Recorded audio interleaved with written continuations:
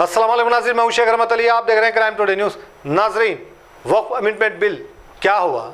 जिस तरह से लगातार लोगों में एक जोश था, जिस तरह से लोगों की जानिब से हर जगह बातें की जा रही थी, फिर जैसे ही ये बिल का मसला ख़त्म हुआ यानी रोका गया, अब सारे लोग खामोश हो गए। यही खामोशी आपको नुकसान देती है।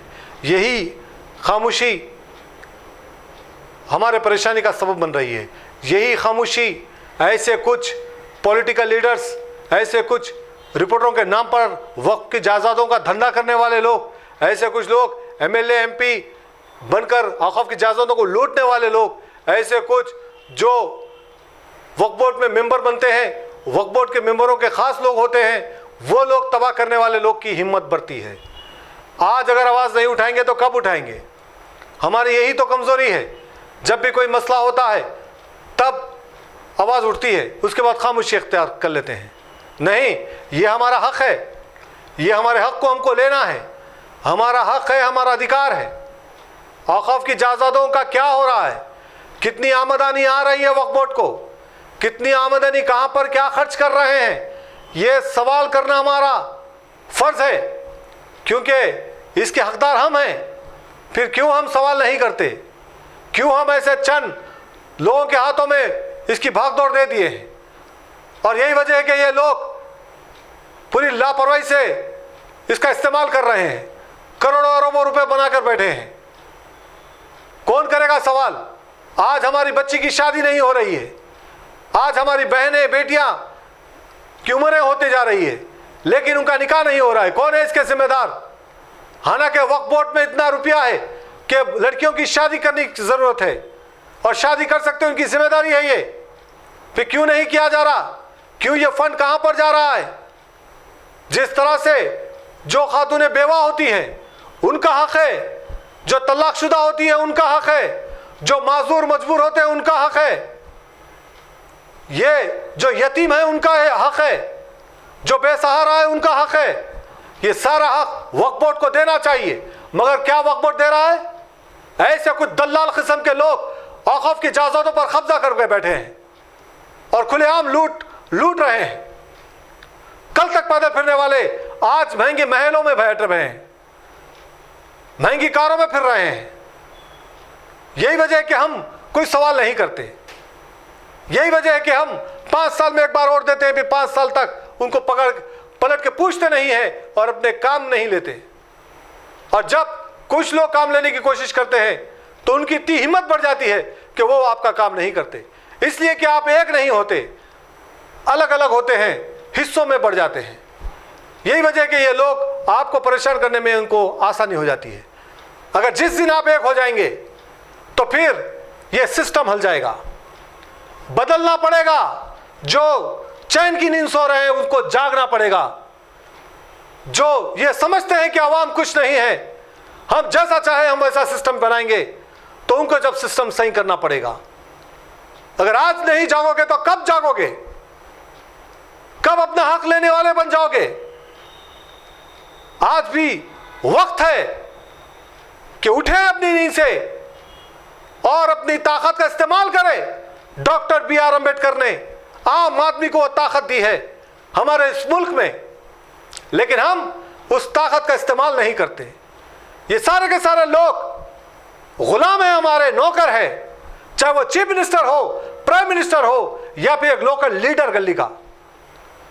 लेकिन आज हम उनको इतने इख्तियार दे दिए हैं, हम उनसे इतना डर रहे हैं। यही वजह है कि वो लोग हम पर मुसल्लत होते जा रहे हैं। ज़रूरी है कि वक्फ की जायदादों पर हमारा हक़ है, हम हमारा हक़ लें।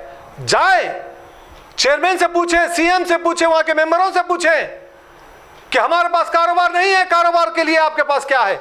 हमें वो ज़मीन दे ताकि हम हमारा कारोबार शुरू कर सके। हमारे पास रुपया नहीं है, रुपया दें। करोड़ों रुपये रखे हुए हैं वक्फ बोर्ड में, लेकिन गलत लोग इस्तेमाल कर रहे हैं। करोड़ों रुपयों की जायदादें हैं, लेकिन गलत लोगों का कब्जा है।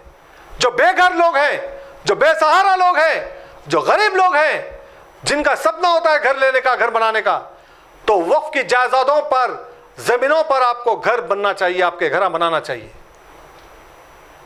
क्योंकि ये होता नहीं कि आप सवाल नहीं करते। आप जब तक सवाल नहीं करेंगे, जब तक एक नहीं होंगे, तब तक ऐसे लुटेरे ऐसे ही लूटते रहेंगे।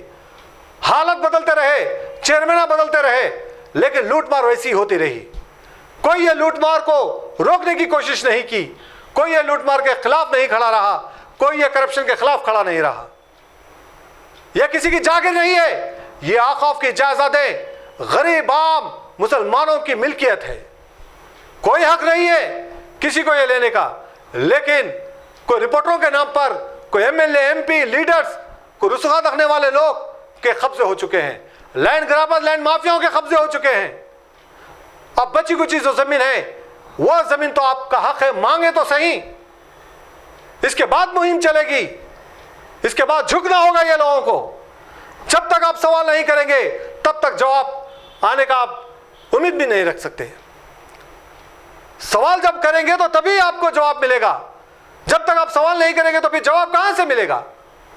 ये लोग समझते हैं कि ये अवाम गूंगी बहरी है, डरकुप्पोक है, हम डराएंगे तो डर जाएंगे। नहीं, आपकी सब में बड़ी ताकत है। आप ही की वजह से एमएलए बना, आपकी वजह से कॉर्पोरेटर बनता है, आपकी वजह से एमपी बनता है, और आपकी वजह से सीएम बनता है, प्राइम मिनिस्टर बनता है। बहरहाल उम्मीद करते हैं कि आप हाथ पे हाथ रखकर ना बैठें। यह वक्फ अमेंडमेंट बिल एक हमारे लिए एक मैसेज है।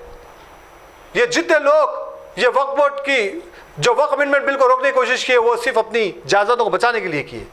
अगर ये पास हो जाता तो सारे जेल को जाते। तो बहरहाल आपका ये हक है, और आप आवाज उठाइए। आपकी आवाज बनकर हम आपके साथ खड़े रहेंगे।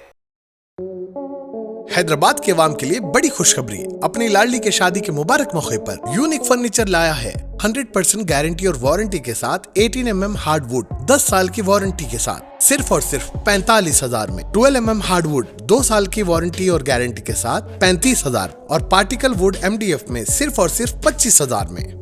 बेड हो या ड्रेसिंग टेबल, शोकेस या मैलेदान, उम्दा डिजाइन सिर्फ और सिर्फ यूनिक फर्नीचर में।